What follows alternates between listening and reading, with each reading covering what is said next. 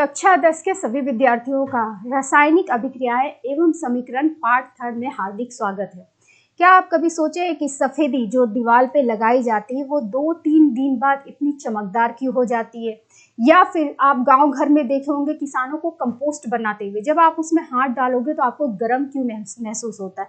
ये सारे सवाल हमें ले जाते हैं रासायनिक अभिक्रियाओं की दुनिया में, जहाँ पे पदार्थ सिर्फ बदलते नहीं बल्कि अपनी नई पहचान बनाते हैं।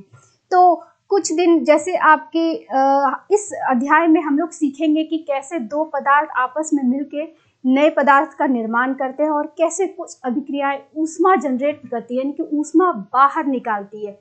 सफेदी सिर्फ एक रंगाई या पुताई नहीं, ये एक धीमी लेकिन असरदार होने वाली रासायनिक प्रक्रिया है जो आपके दीवार को बिल्कुल संगमरमर जैसा चमका देती है। तो आज के अध्याय में आप अपने रोजमर्रा के अनुभवों को वैज्ञानिक सोच से जोड़ना सीखेंगे और रसायन विज्ञान सिर्फ किताबों में नहीं बल्कि वो आपके जिंदगी का एक हिस्सा बन जाएगा। तो चलिए तैयार हो जाइए सोचने, देखने और समझने के लिए कि अभिक्रियाएं कैसे काम करती है। लेकिन इन चीज़ों के बारे में जानने से पहले जिंदगी से रिलेटेड एक महत्वपूर्ण lessons. We become what we think about most of the time and that's the strangest secret।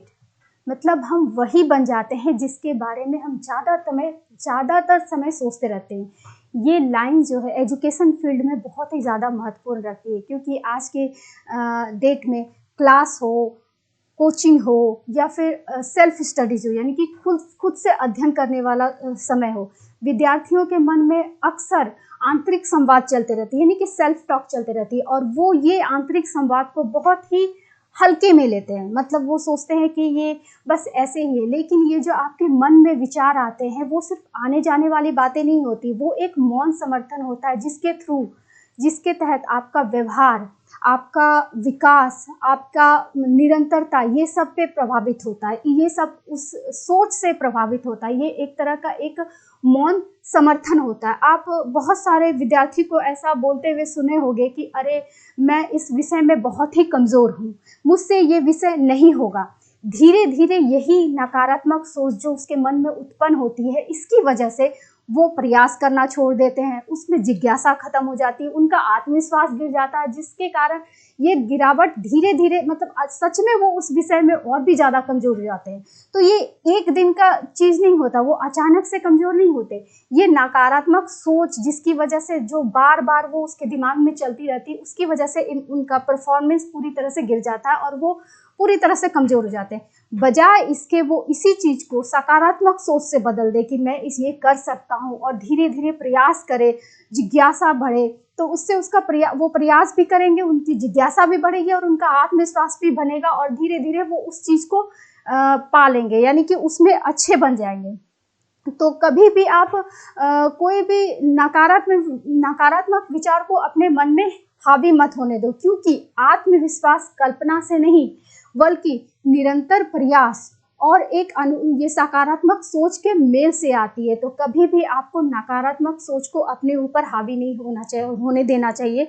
आप वही बनोगे जो आप सोचोगे। अगर आप सकारात्मक तरह से सोचोगे तो आप कुछ अच्छा बनोगे, और अगर आप अपने आप को नकारात्मक की ओर लेते जाओगे तो जो आप बनने वाले होगे तो बिल्कुल वो नहीं बन के अपोजिट बन जाओगे।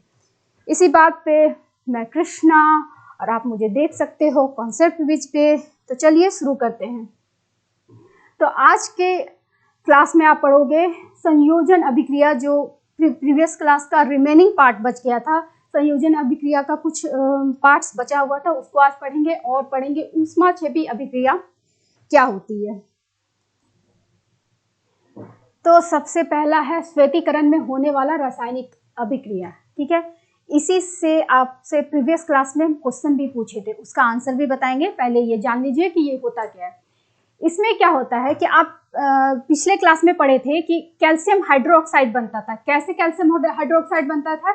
जब कैल्शियम ऑक्साइड, ठीक है, जो कि ठोस रहता था, यानी कि चूना में जब हम पानी मिलाते थे जो कि द्रव्य अवस्था में रहता था, तो ये बनाता था क्या? Calcium hydroxide. ठीक है, CaOH होल ट्वाइस, ये जो एक्वस फॉर्म में रहता था, ठीक है, और साथ में बहुत ही ऊर्जा जनरेट होती थी, ठीक है, ये हम प्रीवियस क्लास में हम लोग पढ़े थे। तो अब यही कैल्शियम हाइड्रोक्साइड को जब हम, जिसको हम चूना की पोताई बोलते हैं, इसको हम बुझा हुआ चूना बोलते हैं, इसका घोल है जब हम दीवार पे ऐसे पोतते हैं, लगाते हैं, तो ये दीवार क्या होती है, 2-3 दिन बाद आप देखोगे कि धीरे धीरे ये दीवार पूरी चमकने लगती है, एकदम संगमरमर जैसा चमकीला हो जाता है, ठीक है। तो क्या होता है कि जब ये कैल्शियम हाइड्रोक्साइड, जब हम बुझा हुआ चूना का घोल अपने दीवार पे लगाते हैं, तो हवा में जो है, हवा में, वायु में क्या होता है, कार्बन डाइऑक्साइड होता है। तो ये चूना जो है, बुझा हुआ चूना, धीरे धीरे कार्बन डाइऑक्साइड से अभिक्रिया करता है और क्या बनाता है, कैल्शियम कार्बोनेट बना देता है, ठीक है। कैल्शियम कार्बोनेट का एक पतली लेयर बना देता है, जिसकी वजह से ये आपका दीवार जो है एकदम संगमरमर की तरह चमकीला दिखने लगता है, ठीक है।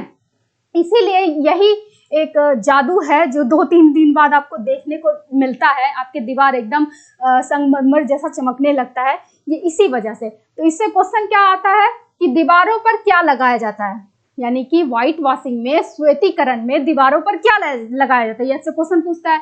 तो इसमें आप बोल सकते हो कि श्वेतीकरण में बुझा हुआ चूना यानी कि कैल्शियम हाइड्रोक्साइड का उपयोग किया जाता है। यह घोल दीवार पर लगाने पर धीरे धीरे सूखता है, ये अचानक से ही नहीं सूख जाता, धीरे धीरे सूखता है, ठीक है।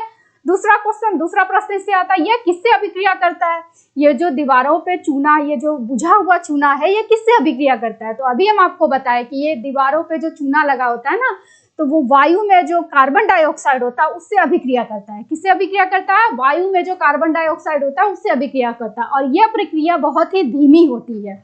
यह प्रक्रिया जो होती है धीमी होती है, इसे पूरा होने में 2-3 दिन लगते हैं, इस प्रक्रिया को पूरा होने में 2-3 दिन लगते हैं, ठीक है।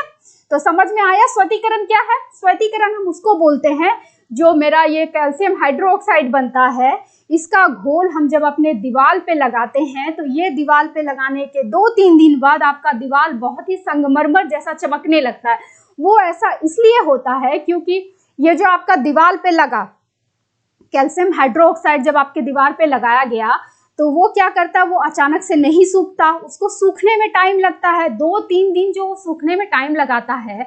तो आपके हवा में, कहीं पे भी हवा तो होता ही है, वो हवा में कार्बन डाइऑक्साइड मौजूद होता है, तो ये कैल्शियम हाइड्रोक्साइड कार्बन डाइऑक्साइड से अभिक्रिया करता है, और ये अभिक्रिया कर करके क्या बनाता है, कैल्शियम कार्बोनेट, जो कि बहुत ही चमकदार एक पतली लेयर कैल्शियम कार्बोनेट का बनाता है, जो हार्ड होता है, जिसकी वजह से आपका दीवार इतना चमकदार, चमकीला, संगमरमर की तरह चमकीला दिखता है, ठीक है। तो क्वेश्चन पहला था, दीवार पर क्या लगाया जाता है, तो कैल्शियम हाइड्रोक्साइड लगाया जाता है।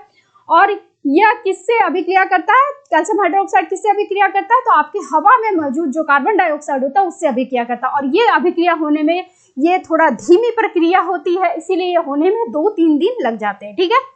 तीसरा क्वेश्चन है, दीवारों पर क्या बनता है जो अभिक्रिया करता है कैल्शियम हाइड्रोक्साइड कार्बन डाइऑक्साइड के साथ, तो वो क्या बनाता है, कैल्शियम कार्बोनेट बनाता है, जो कि एक ठोस अवस्था में होती है।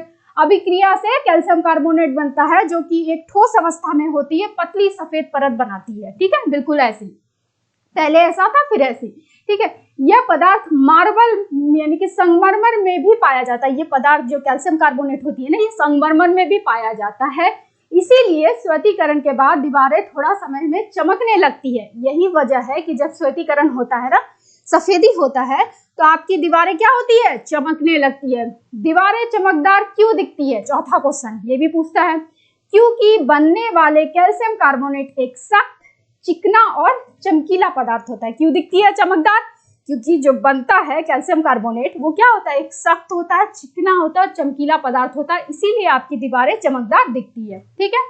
और ये प्रक्रिया 2-3 दिन में पूर्णतः बनने के बाद दीवार की सतह चिकनी और चमकदार हो जाती है, और ये प्रक्रिया होने में कितने दिन लगते हैं, 2-3 दिन लगते हैं। अचानक से ही आपकी दीवारें एकदम नहीं चमकने लगती, 2-3 दिन इस प्रक्रिया को होने में लगता है, यानी कि कैल्शियम हाइड्रोक्साइड हवा में मौजूद कार्बन डाइऑक्साइड से अभिक्रिया करता है। ये अभिक्रिया थोड़ी धीमी होती है, इसीलिए ये होने में 2-3 दिन लगती है, जिससे क्या बनता है, कैल्शियम कार्बोनेट बनता है, जो कि चिकनी और चमकदार होती है, जो पतली लेयर होती है दीवारों पे, इसकी वजह से आपकी दीवारें चमकदार दिखती है, ठीक है। फिर 5वां क्वेश्चन है श्वेतीकरण की रासायनिक अभिक्रिया लिखिए। संतुलित रासायनिक अभिक्रिया, पिछले क्लास में आपको बताए थे कि कैसे संतुलित अभिक्रिया है कि नहीं है, कैसे पता करना है, तो वैसे आप पता कर लो। रासायनिक अभिक्रिया है कैल्शियम हाइड्रोक्साइड जो कि एक्वस फॉर्म में होता है AQ, कार्बन डाइऑक्साइड जो कि गैस के फॉर्म में होता है। जब ये दोनों अभिक्रिया करेगा तो क्या बनाएगा, कैल्शियम कार्बोनेट जो कि ठोस पदार्थ होता है, और क्या निकालेगा, वाटर जो कि द्रव्य में होता है। ठीक है, तो आप देख लो ये संतुलित अभिक्रिया है कि नहीं है। ठीक है, कैल्शियम हाइड्रोक्साइड को हम बोलते हैं बुझा हुआ चूना, कार्बन डाइऑक्साइड वायु से मिला। ठीक है, कैल्शियम कार्बोनेट सफेद परत बनाता है जिसको व्हाइट कोटिंग इंग्लिश में बोलते हैं, और पानी तो पानी है जो द्रव्य में होगा। ठीक है, क्लियर है। अब इसको देखना है कि ये आपका संतुलित है कि नहीं है, क्योंकि आपसे क्या मांगा, संतुलित अभिक्रिया मांगा। ठीक है, संतुलित अभिक्रिया मांगा, तो आप देख लो इधर बाएं साइड और दाएं साइड यानी कि LHS और RHS में आप देख लो कि आपका सारा बराबर है कि नहीं है। कैल्शियम 1 है, RHS में भी कैल्शियम 1 ही है, ऑक्सीजन 2 है, 2 2 4 है, सॉरी देखो यहाँ पे 2 और यहाँ पे 2 4 है, तो इधर देखो 3 1 4, दोनों साइड ऑक्सीजन की मात्रा भी सेम है। फिर क्या है, कार्बन लेफ्ट साइड में 1 है, राइट साइड में भैया कार्बन 1 ही है। ठीक है, फिर ऑक्सीजन तो हम लोग देख ही लिए। ठीक है, वाटर, हाइड्रोजन नहीं देखे, हाइड्रोजन कितना है, 2 है, और राइट साइड में भी 2 है, यानी कि ये संतुलित समीकरण है। ठीक है, ये संतुलित समीकरण है। तो आपका क्लियर है यहाँ तक। और यही क्वेश्चन हम आपसे पूछे थे पिछले क्लास में कि सफेदी की प्रक्रिया के पीछे छिपे वैज्ञानिक सिद्धांतों का विस्तार से समझाइए। शायद आप लोग किए होंगे, और अगर नहीं किए हैं तो यहाँ पे उसका आंसर है, जिसमें से आपसे ये सारे चीज पूछे गए थे। ठीक है, कि उपयोग किए जाने वाले रासायनिक पदार्थ बताने हैं, अभिक्रिया में हवा की भूमिका बतानी है, बदलने वाले उत्पाद का स्वभाव बताना है, बनने वाले उत्पाद का स्वभाव बताना है, दीवारों में चमक आने का कारण बताना है, इस प्रक्रिया में से मार्बल की रसायन शास्त्र का संबंध बताना है। ठीक है, तो एक एक करके देखते हैं।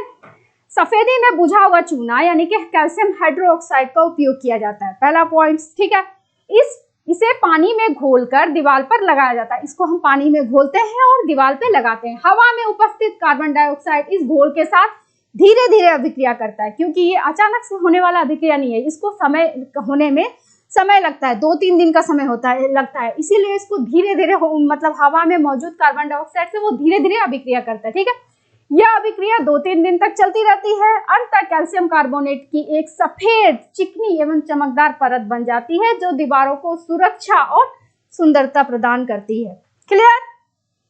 चलिए, रासायनिक समीकरण है कैल्शियम हाइड्रोक्साइड, ये किस फॉर्म में है, ये एक्वस फॉर्म में है। ठीक है, ठीक है, और कार्बन डाइऑक्साइड जो हवा में मौजूद होता है, ये किस फॉर्म में है, गैसियस फॉर्म में है। क्या बनाया, कैल्शियम कार्बोनेट किस फॉर्म में है, गैसियस नहीं, सॉलिड फॉर्म में, यानी कि ठोस पदार्थ है। और क्या बनाया, वाटर, लिक्विड, यानी कि जल किस फॉर्म में है, लिक्विड, यानी कि द्रव्य के फॉर्म में है। मार्बल का मुख्य घटक भी कैल्शियम कार्बोनेट ही है। मार्बल में जो मौजूद होता है वो मुख्य घटक क्या है, कैल्शियम कार्बोनेट है। इसीलिए सफेदी से बनने वाली परत की चमक मार्बल जैसी दिखाई देती है। ठीक है, यही कारण है कि कुछ दिनों बाद दीवारें अधिक उजली और चमकदार लगने लगती, क्योंकि मार्बल में भी यही मटेरियल पाया जाता है, यही पदार्थ पाया जाता है। इसीलिए 2-3 दिन बाद आपकी दीवारें बिल्कुल मार्बल यानी कि संगमरमर जैसा ही चमकता हुआ दिखता है। ठीक है, सफेदी दीवारों को रंगने की एक सामान्य विधि है जिससे बुझे हुए चूना का उपयोग किया जाता है। यानी कि जो व्हाइट वॉशिंग है, सफेदी है, वो एक सामान्य विधि है जिसमें हम बुझा हुआ चूना यूज करके व्हाइट वॉशिंग करते हैं, यानी कि सफेदी करते हैं। दीवार पर दिखाई देने वाली चमक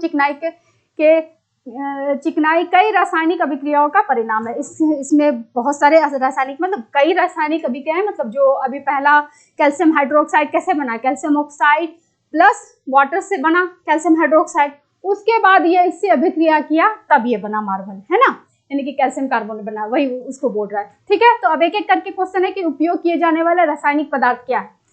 तो इसमें बोला कि उपयोग किए जाने वाले रासायनिक पदार्थ पहले आपको बताना। तो कैसे बना, पहले कैल्शियम हाइड्रोक्साइड हुआ आपको बताना, उसमें क्या क्या यूज हुआ था। सफेदी में मुख्य रूप से निम्न पदार्थ उपयोग किए हैं। क्या हुआ, पहले ये हुआ क्विकलाइम, कैल्शियम हाइड्रोक्साइड, सबसे पहले यही उपयोग हुआ, कैल्शियम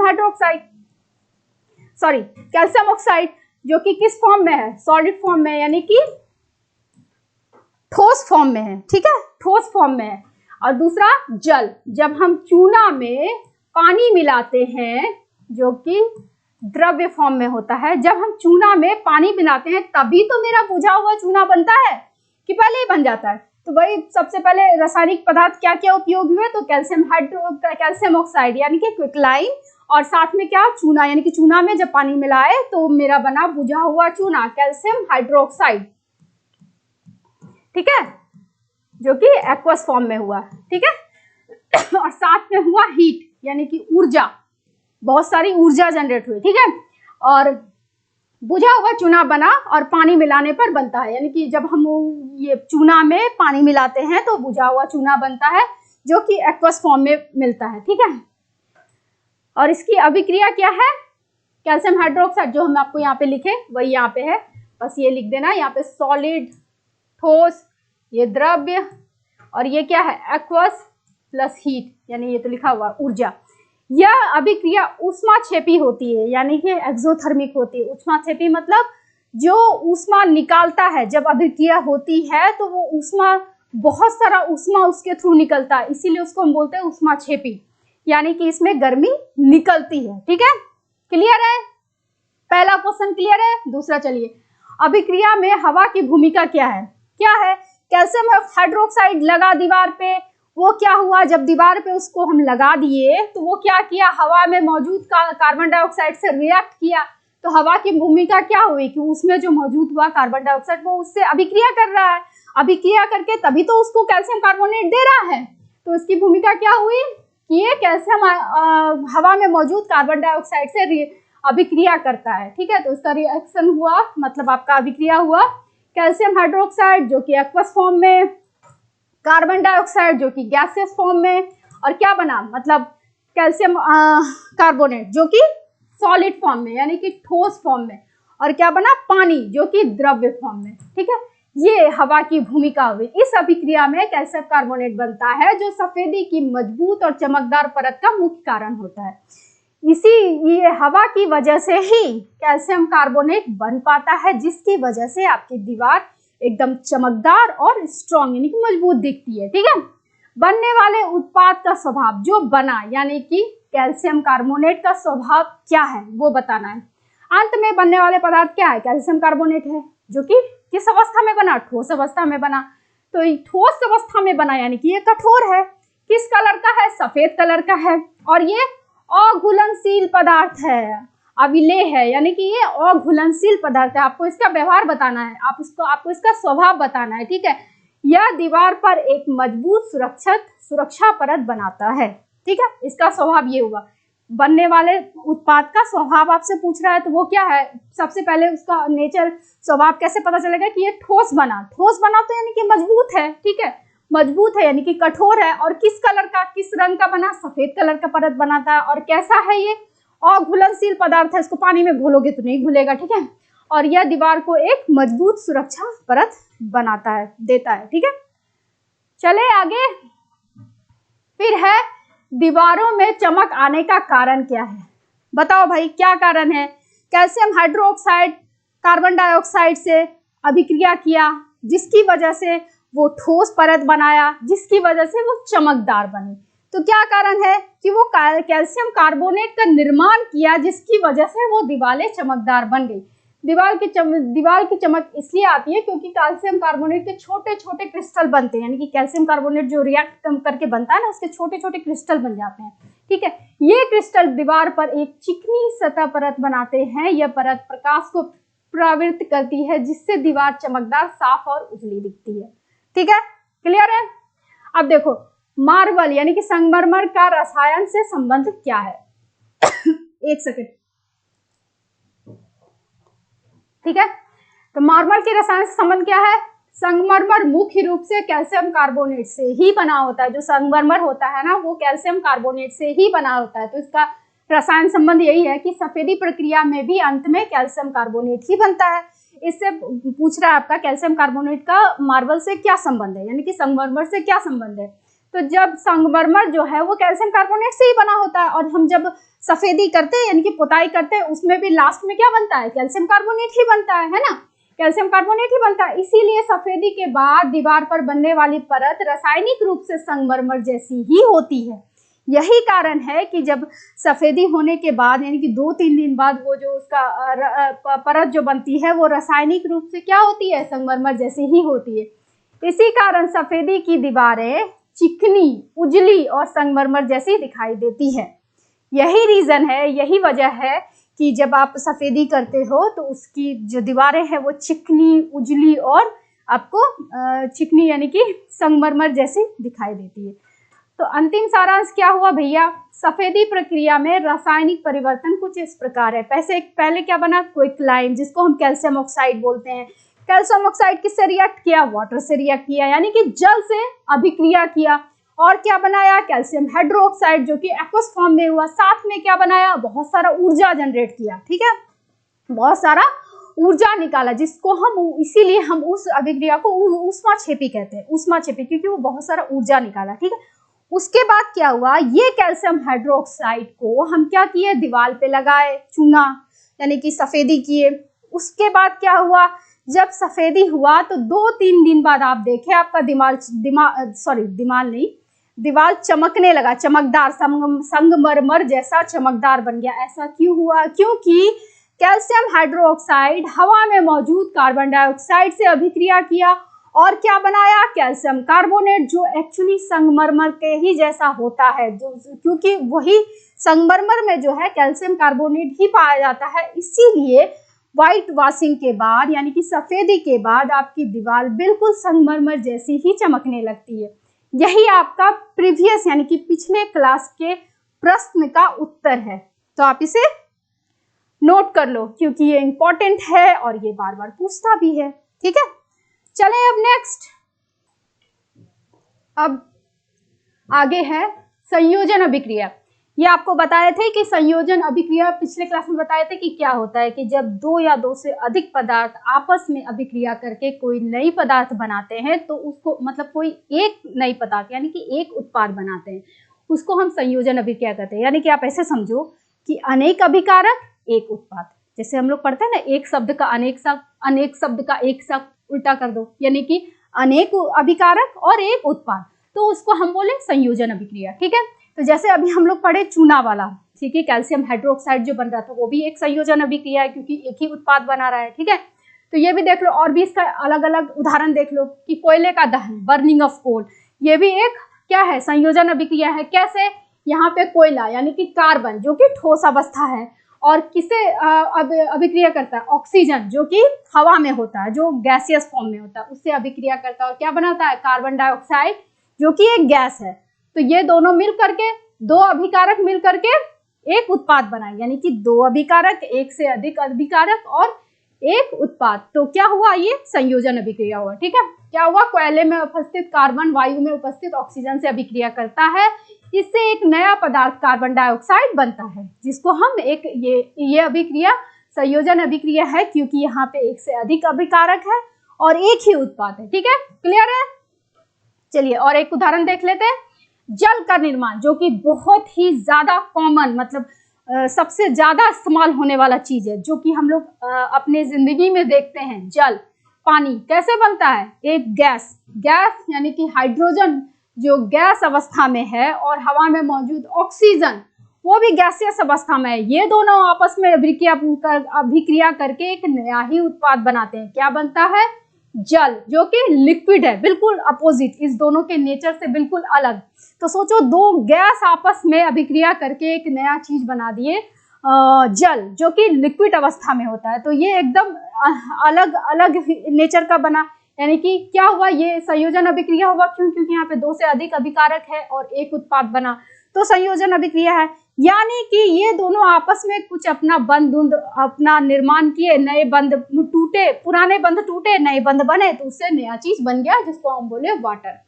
तो ये भी, ये ऊर्जा, ये अभिक्रिया क्या करती है, ऊर्जा मुक्त कर सकती है, ठीक है।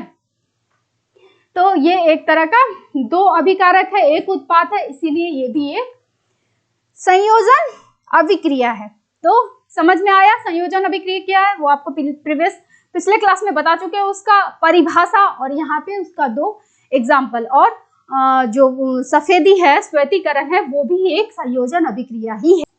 अब हम लोग नए टॉपिक को पढ़ेंगे जिसको हम बोलते हैं ऊष्माक्षेपी अभिक्रियाएं। क्या आप कभी वो कचरे के ढेर में जो कंपोस्ट बनता है, वो ताज़ा ताज़ा बना हुआ कंपोस्ट को हाथ से टच किए, छुए हैं, तो आपको पता चलेगा, महसूस होगा कि वो हल्का गर्म लगता है, गर्म महसूस होता है। वैसा क्यों? क्योंकि उसमें अभिक्रियाएं हुई है। वो किस तरह की अभिक्रियाएं हुई है?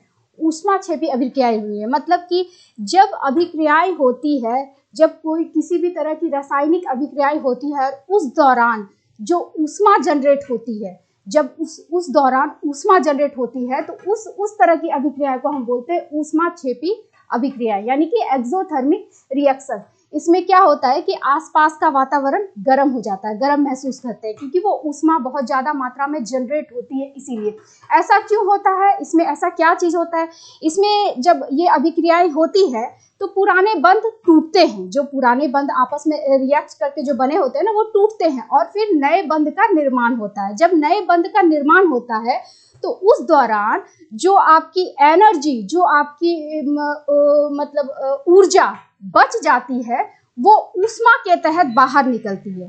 तो इसीलिए हम उन्हें बोलते हैं ऊष्माक्षेपी रिएक्शंस। क्योंकि हमको कैसा महसूस होगा कि बर्तन में अगर वो रिएक्शंस आप करवा रहे हो तो बर्तन आपका थोड़ा सा गर्म महसूस होगा, या आसपास का वातावरण थोड़ा सा गर्म महसूस होगा, तो इसका मतलब वो ऊष्माक्षेपी रिएक्शंस हुआ, यानी कि ऊष्माक्षेपी अभिक्रियाएं हुई। ठीक है, तो इसमें क्या बोले, नया उत्पाद बनता है। जब ये रासायनिक अभिक्रियाएं होती है तो उसमें क्या होता है, नया उत्पाद बनता है, और इस प्रक्रिया में ऊर्जा बाहर निकलती है। जो बंध टूटे और नए बंध बनने के दौरान जो आपकी ऊर्जा बच जाती है, वो ऊष्मा के तहत बाहर निकलती है। ठीक है, तो आपको क्या, तापमान बढ़ा हुआ महसूस होता है। तो आप इसका एग्जाम्पल ऑलरेडी देख चुके हो क्रियाकलाप 1.4 में, जिसमें कैल्शियम ऑक्साइड किससे रिएक्ट कर रहा है, किससे अभिक्रिया कर रहा है? वाटर से, यानी कि जल से अभिक्रिया कर रहा है। और उसमें हमने अनुभव किया, ये बुझा हुआ चूना जो है, अभिक्रिया करने के बाद बहुत सारा ऊर्जा उत्पन्न करता है, हीट के मतलब ऊष्मा के तहत बहुत सारी ऊर्जा ऊष्मा के तहत जनरेट करती है। इसीलिए वो ऊष्माक्षेपी अभिक्रिया है। इसमें रोजमर्रा की जिंदगी में एक तो आप ये कंपोस्ट वाला देख सकते हो, जो गांव घर में ये आपको देखने को मिलेगा कि गड्ढे करके उसमें बहुत सारे कचड़े डाल दिए और उसको कंपोस्ट बना करके हम यूज करते हैं। तो वो जब जो ताजा ताजा बना होता है ना, जब आप उसको टच करोगे तो आपको गर्म महसूस होगा, क्योंकि वो ऊष्माक्षेपी का अच्छा उदाहरण है। ऊष्माक्षेपी अभिक्रिया का एक अच्छा स्ट्रॉन्ग उदाहरण है। दूसरा है ये बुझा हुआ चूना, कैल्शियम ऑक्साइड और पानी, जल, जो आपस में अभिक्रिया करके बहुत सारा ऊर्जा जनरेट करते हैं। ये भी एक ऊष्माक्षेपी का बहुत अच्छा उदाहरण है। और आपके घर में यूज होने वाला जो हम लोग खाना पकाते हैं गैस पे, वो क्या है, वो भी एक ऊष्माक्षेपी का बहुत अच्छा उदाहरण है। ऊष्माक्षेपी अभिक्रिया का बहुत ही अच्छा उदाहरण है। तो चलिए एक एक करके हम इन सारे उदाहरण को डिटेल से, मतलब और विस्तार से जानते हैं। ठीक है, तो पहला है प्राकृतिक गैस का दहन, बर्निंग ऑफ नेचुरल गैस। जो प्राकृतिक गैस होती है ना, जो प्राकृतिक गैस हमको मिलती है, उसमें मीथेन होता है। क्या होता है उसमें? मीथेन होता है गैसियस फॉर्म में। ये मीथेन जैसे ही हम गैस बर्नर जलाते हैं तो ये किससे, हवा से कांटेक्ट में आता है। हवा के मतलब टच में आने के बाद वो किससे रिएक्ट करता है, किससे अभिक्रिया करता है? ऑक्सीजन से अभिक्रिया करता है। तो ये मीथेन ऑक्सीजन से अभिक्रिया करके क्या बनाएगा? कार्बन डाइऑक्साइड और जल वाष्प, वाटर वेपर जिसको बोलते हैं, जल वाष्प बनाएगा, प्लस बहुत सारी ऊर्जा निकलेगी जिससे आपको हीट महसूस होगा, मतलब आसपास का तापमान बढ़ा हुआ महसूस होगा। इसकी यही तापमान की वजह से हम अपने खाना को बनाते हैं। हमारा खाना जो गैस पे बनता है इसी तापमान की वजह से बनता है। या आप रूम में रख दो तो वो हीट रूम को गर्म करने का काम करता है। तो ये बहुत ही काम का चीज़ है जो आप रोज अपने घरों में देखते हैं। बर्निंग ऑफ नेचुरल गैस यानी कि प्राकृतिक गैस का दहन, ये आप रोज अपने जिंदगी में देखते हो। लकड़ी का जलना, कोयला का जलना, जिससे हम अपना खाना बनाते हैं, या गैस का जलना, ये इसी अभिक्रिया के दौरान होती है, जिसको हम ऊष्माक्षेपी अभिक्रिया कहते हैं। क्यों बोलते हैं? क्योंकि ये तापमान, बहुत सारा ऊर्जा ऊष्मा के फॉर्म में निकालता है, जिससे वो आसपास का तापमान गर्म होता है। तो हम उससे या तो रूम गर्म कर लो या तो अपना खाना बना लो, इस सब चीज में यूज करते हैं। ठीक है, समझ में आया क्या हुआ? कि नेचुरल गैस में प्राकृतिक गैस में क्या मौजूद होता है? मीथेन गैस मौजूद होता है। जब वो मीथेन निकलता है और ऑक्सीजन से, मतलब जो आपके वातावरण में ऑक्सीजन गैस है उससे रिएक्ट करता है तो क्या बनाता है? Carbon dioxide gas. और क्या बनाएगा? ऊष्मा का मतलब वो जल वाष्प बनाएगा, यानी कि वाटर वेपर बनाएगा गैसियस फॉर्म में और बहुत सारा ऊर्जा निकालेगा। इसीलिए हम इसको बोले ऊष्माक्षेपी अभिक्रिया, क्योंकि ये बहुत सारा ऊर्जा निकालता है ऊष्मा के फॉर्म में, आसपास के वातावरण को गर्म कर देता है। इसीलिए ये बहुत ही अच्छा उदाहरण है किसका? ऊष्माक्षेपी अभिक्रिया का। समझ में आया? यही चीज जो भी आपको बताई, यही चीज सेम लिखा हुआ है कि मीथेन का ऑक्सीजन के साथ दहन होने पर बहुत ज्यादा ऊष्मा निकलती है। ठीक है, इसी ऊष्मा का उपयोग रसोई घर में खाना पकाने या गर्मी देने में होता है। ठीक है, सरल शब्दों में यह एक स्पष्ट ऊष्माक्षेपी अभिक्रिया है।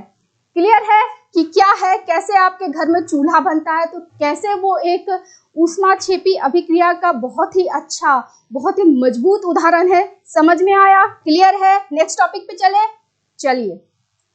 दूसरा है आपका श्वसन। अब इससे आपको क्वेश्चन पूछता है कि क्या यह ऊष्माक्षेपी अभिक्रिया है? ये क्वेश्चन आपको आ सकता है बोर्ड एग्जाम में, ये ऐसा क्वेश्चन पूछा जाता है। ठीक है, कि ये पूछा जाता है कि श्वसन जो रेस्पिरेशन है जिसको इंग्लिश में बोलते हैं, कि क्या यह भी ऊष्माक्षेपी अभिक्रिया है? जैसे हम लोग पीछे वाला अभी पढ़े कि मीथेन जो हम लोग नेचुरल गैस, प्राकृतिक गैस जो यूज करते हैं वो एक ऊष्माक्षेपी अभिक्रिया है। क्यों? क्योंकि जब भी वो अभिक्रिया होती है तो बहुत सारा ज्यादा मात्रा में ऊष्मा जनरेट होती है, यानी कि आसपास का तापमान गर्म हो जाता है। इसीलिए हम समझ जाते हैं कि वो ऊष्माक्षेपी अभिक्रिया है। तो ये जो क्वेश्चन है ये भी वही वैसा ही है कि पूछता है कि श्वसन जो हम लोग सांस लेते हैं तो क्या यह भी एक ऊष्माक्षेपी अभिक्रिया है? तो इसका आंसर है हाँ, बिल्कुल ये ऊष्माक्षेपी अभिक्रिया है। कैसे? तो आप पहले अपने बॉडी को, अपने शरीर को समझो कि कैसे ये काम करता है। ठीक है, जब हम लोग सांस लेते हैं, जब हम लोग रेस्पिरेशन जो है, जब हम लोग भोजन करते हैं तो भोजन जो है वो ग्लूकोज के फॉर्म में, भोजन में क्या होता है? कार्बोहाइड्रेट, वो ग्लूकोज के फॉर्म में हमारे शरीर में पहुंचता है। ठीक है, भोजन जो हम लोग किए वो ग्लूकोज के फॉर्म में हमारे शरीर में पहुंचा। जैसे ही वो हमारे शरीर में पहुंचा फिर वहां पे क्या हुआ? वहां पे अभिक्रियाएं शुरू हुई। कैसे? हमारी कोशिकाओं में जो होता है ऑक्सीजन होता है, बिना ऑक्सीजन के हम लोग जिंदा नहीं रह जाएंगे, मर ही जाएंगे। ठीक है, ऑक्सीजन बहुत ही जरूरी है हमारे लिए। तो हमारी कोशिकाओं में जो ऑक्सीजन होता है वो क्या करता है? इस ग्लूकोज से अभिक्रिया करता है। यानी कि जैसे हम भोजन अंदर गया हमारे शरीर में ग्लूकोज के फॉर्म में, टूट के वो ग्लूकोज के फॉर्म में गया। अब जो अंदर में कोशिकाएं हैं, कोशिकाएं के अंदर ऑक्सीजन होती, उससे ग्लूकोज क्या किया? अभिक्रिया किया। और इस अभिक्रिया करने के दौरान क्या होता है? कार्बन डाइऑक्साइड और जल ये टूट कर बनता है। यानी कि एक जटिल अणु आपको सरल पदार्थों में टूट कर बनता है। ये जो अभिक्रिया हुई ये एक जटिल अभिक्रिया है, ये टूट कर, ये जटिल पदार्थ है, ये दोनों आपस में अभिक्रिया किए और ये क्या कर दिए? उस जटिल अणु को तोड़ दिए सरल पदार्थ में, यानी कि कार्बन डाइऑक्साइड और जल में। और साथ में इस अभिक्रिया के दौरान क्या हुआ? बहुत सारा ऊर्जा जनरेट हुआ। यही ऊर्जा हमारा शरीर यूज करता है, इस्तेमाल करता है, जिसके थ्रू हम लोग बोलते हैं, चलते हैं, या फिर कोई भी मूवमेंट जो हम लोग ऐसे हाथ हिला रहे हैं या कुछ भी कर रहे हैं, इसी ऊर्जा की वजह से होता है। तो हमारा शरीर ये काम, मतलब ये जो अभिक्रिया है वो लगातार करता रहता है। ये आप आगे चैप्टर 6 में इसको डिटेल से पढ़ोगे।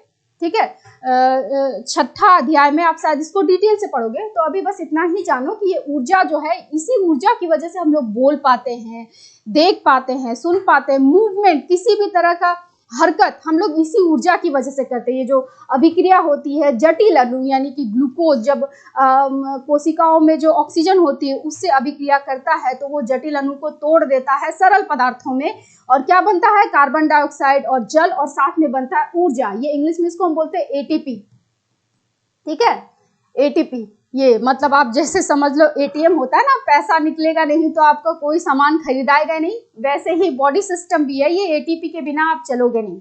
ठीक है, तो ऐसा ही समझ लो समझने के लिए कि ये एटीपी है, यही वो ऊर्जा है जिसकी वजह से हम लोग बोल पाते हैं, चल पाते हैं, किसी भी तरह का मूवमेंट कर पाते हैं। तो ये हमारा बिल्कुल एटीएम की ही तरह काम करता है। ये नहीं तो हम लोग भी नहीं, हम लोग कोई मूवमेंट नहीं कर पाएंगे। तो हमारा शरीर कितना वर्क करता है सोचो, लगातार वो अभिक्रिया करते रहता है, इस जटिल अणु को तोड़ता है, ऑक्सीजन से रिएक्ट करके, मतलब अभिक्रिया करके आपको सरल पदार्थ में देता है और आप इजीली मूवमेंट कर पाते हो। तो बेचारा अंदर कितना मेहनत कर रहा होता है, तो उसकी कदर करो थोड़ा, ठीक है। तो आपका शरीर बहुत ही मेहनत करता है। तो इसीलिए बोलते हैं कि श्वसन यानी कि रेसिप्रेशन जो है वो ऊष्माक्षेपी अभिक्रिया है, क्योंकि इतने सारे अभिक्रिया होने के बाद एक जटिल पदार्थ आपका सरल पदार्थ में टूटा और हमको क्या दिया, ऊर्जा दिया। इसीलिए ऊष्माक्षेपी का अच्छा उदाहरण है और इसी ऊर्जा की वजह से हम लोग हर तरह का हरकत कर पाते हैं, ठीक है। इस चीज को आप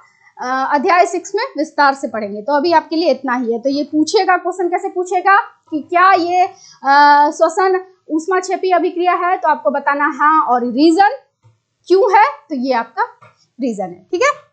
आगे चलें, चलो। अब बोले थे कि आप सब्जियों का जो ढेर होता है, ठीक है, आप सब्जियों और कचरों का ढेर बना करके जो ऐसे ही फेंक देते हैं ना, वो पड़े पड़े उस कंपोस्ट बन जाता है, जो कि बहुत ही महंगा बिकता है मार्केट में, ठीक है। तो ये एक तरह का जो सब्जियां का कचरे का जो है जो कंपोस्ट में बदल जाता है, ये भी एक ऊष्माक्षेपी ही अभिक्रिया है। कैसे, जब आप ताजा ताजा बना हुआ कंपोस्ट जब आप हाथ डालोगे ना, जो बनाते हैं कंपोस्ट, वहां पे अगर जाके आप एक्सपेरिमेंट के तौर पे मतलब देखना चाहते हो, तो जहाँ पे गांव घर में तो ये अक्सर आपको देखने को मिलेगा, किसान लोग ये सब काम करते रहते हैं और ये कंपोस्ट जो बनता है ना, ये बहुत ही महंगा बिकता है। सोचो, कचरों के ढेर से कंपोस्ट बना करके लोग उसको डबल दाम में बेचते हैं, 10 गुना ज्यादा दाम में बेचते हैं, और हम लोग उसको वेस्ट कर देते हैं। तो आप लोग घर में भी इसे बना सकते हो, ठीक है। जितने भी कचड़े कुचड़े, जितने भी वेस्ट है, पत्ते वत्ते, सबको डाल दो और उसको किसी चीज से ढक दो और उसको छोड़ दो, ठीक है। कुछ दिन बाद ये जो अभिक्रिया होती है ना, इसको होने में टाइम लगता है, ये टाइम कंज्यूमिंग अभिक्रिया है, महीना लग जाता है इसको कंपोस्ट बनने में। फिर वो ये क्या होता है, इसमें क्या होता है कि सूक्ष्म जीव रहते हैं, माइक्रो ऑर्गेनिज्म जिसको बोलते हैं। सूक्ष्म जीव जो आप बोलते हो ना, केचुआ, वो क्या होता है, फार्मर का फ्रेंड होता है, कुछ ऐसा ही सूक्ष्म जीव इसमें इस जैविक पदार्थ को तोड़ने में मदद करते हैं। ये क्या करते हैं, वो उसका भोजन होता है, वो उसको तोड़ देते हैं, ठीक है। और क्या तोड़ कर क्या बनाते हैं, ये बनाते हैं जिसको हम कंपोस्ट बोलते हैं। बंध टूटने और नए बंध बनने की प्रक्रिया में ऊष्मा निकलती है, यानी कि ऊर्जा निकलती है। हम आपको बताए थे कि जब बंध टूटे, पुराने बंध टूटे, तो जितने एनर्जी यानी कि जितना ऊर्जा इस्तेमाल हुआ बंध टूटने में, उतना ठीक जो बच गया, जो बंध टूटने के बाद जो ऊर्जा बच गया, वो किस प्रकार निकलता है, ऊष्मा के प्रकार में निकलता है, यानी कि वो ऊर्जा ऊष्मा के तहत निकलता है। इसीलिए हम उसको ऊष्माक्षेपी रिएक्शंस बोलते हैं, यानी कि ऊष्माक्षेपी अभिक्रिया बोलते हैं, ठीक है। इसीलिए कंपोस्ट के ढेर को छूने पर वह गर्म या कभी कभी बहुत ज्यादा गर्म महसूस होता है, ठीक है। तो इसीलिए ये क्या है, ये एक ऊष्माक्षेपी अभिक्रिया का बहुत ही अच्छा उदाहरण है, जो आप महसूस कर सकते हो, देख सकते हो, क्योंकि इसको देखने के लिए आपको कहीं जाना नहीं पड़ेगा, बस आपको कुछ समय, कुछ वक्त देना पड़ेगा और ये चीज आप घर में भी कर सकते हो, ठीक है। लेकिन उसका एक तरीका होता है, गलत तरीके से करोगे तो कुछ भी नहीं मिलना। एक तरीका होता है, उसको फॉलो करके आप ये घर में भी कर सकते हो। तो ये एक सब यानी कि ये डिकम्पोजिशन इनटू कंपोस्ट, यानी कि ये सब्जियों या कचरों का कंपोस्ट में बदलना, ये एक ऊष्माक्षेपी अभिक्रिया। और इससे हम शायद आपको क्वेश्चन भी पूछे थे प्रीवियस क्लास में, पिछले क्लास में हम आपको क्वेश्चन दिए थे करने के लिए कि सब्जी कचरे का खाद में बदलना ऊष्माक्षेपी अभिक्रिया क्यों माना जाता है, स्पष्ट कीजिए। अब समझ में आया क्यों माना जाता है कि सब्जी कचरे का खाद में बदलना उसमें छवि अभिक्रिया इसलिए माना जाता है क्योंकि इस प्रक्रिया के दौरान सूक्ष्म जीव कचरे को विघटित यानी कि डिकम्पोज करते हैं और इस विघटन के समय ऊष्मा उत्सर्जित होती है, ठीक है। यानी कि ये जो कचरे के ढोल को क्या करते हैं, वो विघटित करते हैं, यानी कि डिकम्पोज करते हैं। इंग्लिश में बोलो डिकम्पोज करते हैं, हिंदी में बोलो विघटित करते हैं। तो करते हैं और इस विघटन के समय ऊष्मा उत्सर्जित होती है, यानी कि बहुत सारी ऊष्मा निकलती है, ठीक है। इस ऊष्मा के निकलने के कारण कंपोस्ट के ढेर कुछ समय तक गर्म महसूस होता है। यही ऊष्मा जो निकलती है ना, इसी की वजह से आपका कंपोस्ट का ढेर जो है कुछ समय तक वो गर्म रहता है, जो इस बात का प्रमाण है कि ये एक ऊष्माक्षेपी अभिक्रिया है। ठीक है, उत्तर क्लियर है? जो पिछले क्लास में आपको क्वेश्चन दिए थे बनाने के लिए, उसी का ये आंसर है कि सब्जी के कचरे का खाद जो बनता है वो ऊष्माक्षेपी अभिक्रिया कैसे है, आपको विथ रीजन बताना है, स्पष्ट करना था, तो ये उसका उत्तर है। ठीक है, क्लियर है? आगे चले, समझ में आया? चलो, आज का क्लास इतना ही था। ठीक है, और आज के कक्षा के बेसिस पे आपके लिए क्वेश्चन है, इसको आप ईमानदारी से कोशिश करना लिखने का, कहीं से भी लिखो, कैसे भी लिखो, बस अपने दिमाग को यूज करना, ताकि आप एग्जाम के समय उस तरह से अटको ना। जब आप प्रैक्टिस करोगे, बहुत ज्यादा इस चीज को करोगे, अपना ईमानदारी से कोशिश करोगे, तो एग्जाम के समय आपको बहुत ज्यादा भागा दौड़ी नहीं करनी पड़ेगी, आपको पता रहेगा, चीजें आपको समझ में आएगी, आपका कॉन्सेप्ट स्पष्ट होगा, आपको प्रॉब्लम नहीं होगा, आपको रटना नहीं पड़ेगा। ठीक है, तो क्वेश्चन है, स्वेटीकरण के बाद दीवारें चमकदार क्यों दिखाई देती है? ठीक है, कारण है CaOH होल्टेज के कारण, जल की उपस्थिति के कारण, CaCO3 की चिकनी परत बनने के कारण, ऊष्मा के कारण, ये आपको उत्तर देना है। ठीक है, दूसरा है, निम्न में से कौन सी अभिक्रियाएं ऊष्माक्षेपी है? ये भी आपको बता चुके हैं और ये भी आपको बता देंगे, पहले आप अपने से कोशिश करना। ठीक है, इसमें से कौन सी अभिक्रियाएं ऊष्माक्षेपी है, ये आपको बताना है। ठीक है, तीसरा है, स्वेतीकरण की प्रक्रिया में वायु की भूमिका का स्पष्ट कीजिए। ठीक है, ये तीनों क्वेश्चन आपको अपने से करना है, कोशिश करके बनाना है, और नहीं समझ में आए तो अगली क्लास में तो हम आपको इसका आंसर देंगे। ठीक है, चलिए नेक्स्ट, अगले क्लास में आप पढ़ेंगे डिकम्पोजिशन रिएक्शन और डिस्प्लेसमेंट रिएक्शन। ठीक है, ये दोनों चीज आप अगले क्लास में पढ़ेंगे, प्लस अगले क्लास के लिए आपके लिए क्वेश्चन है, यानी कि अगले क्लास में जो हम पढ़ाएंगे उसी के बेस पे, उसी के आधारित ये आपके लिए प्रश्न है, आप इसको भी कोशिश करने का, क्योंकि इस दौरान अगर आप इसको बनाने का कोशिश करोगे तो आप अगला जो भी अध्याय है उसको पढ़ के आओगे। जब आप पढ़ के आओगे तो आपको चीजें बहुत अच्छे से समझ में आएगी, आप क्वेश्चन भी पूछ पाओगे। ठीक है, सिर्फ पढ़ाई करने से कुछ नहीं होता, पढ़ा देने से कुछ नहीं होता, आपको खुद अपना भी कुछ मेहनत करना पड़ेगा, तभी वो चीजें आपके दिमाग में जाएगी। ठीक है, अगला जो पढ़ाने वाला है उसके बेस पे कुछ क्वेश्चंस है, जैसे कि फेरस सल्फेट को गर्म करने पर सबसे पहले क्या होता है। जब हम फेरस सल्फेट जब गर्म करते हैं, ये फेरस सल्फेट का फॉर्मूला है, उसको गर्म करने पर क्या होता है, ये 4 ऑप्शंस आपको बताने हैं। फिर दूसरा है, फेरस सल्फेट में ऊष्मीय अपघटन की संतुलित रासायनिक समीकरण लिखे। ये भी आप कोशिश करने के दौरान आप कुछ तो पढ़ोगे, तो नहीं होगा तो कोई बात नहीं, लेकिन आप अपने से कोशिश जरूर करना। और ये जो प्रश्न है हम आपको नेक्स्ट क्लास में, नेक्स्ट अध्याय में बता देंगे, क्योंकि अभी तक हम लोग यहाँ तक पहुंचे ही नहीं थे, जो शुरू में ही पूछे थे, हम सोचे इतना कवर कर लेंगे, लेकिन कोई बात नहीं, ये आपको नेक्स्ट जब डिकम्पोजिशन रिएक्शन यानी कि अपघटन अभिक्रियाएं बताएंगे तो उसके दौरान बता देंगे। ठीक है, अगर आपको हमारी वीडियो पसंद आए तो प्लीज आप इसे लाइक करें, शेयर करें और सब्सक्राइब करना बिल्कुल ना भूलें। Thank you.